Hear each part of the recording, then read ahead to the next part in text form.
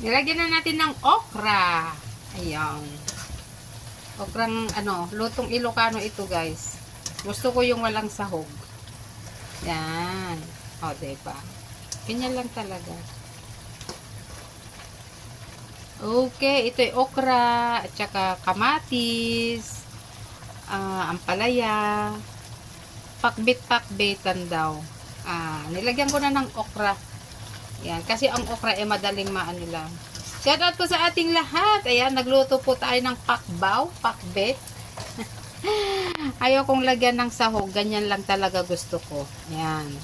Takpan muna natin at let's wait and see. Ayan, tignan natin kung ano yung finished product. Ito na po yan. Yan. Diba? O, luto na yan. Kasi huli kong linagay yung yung okra.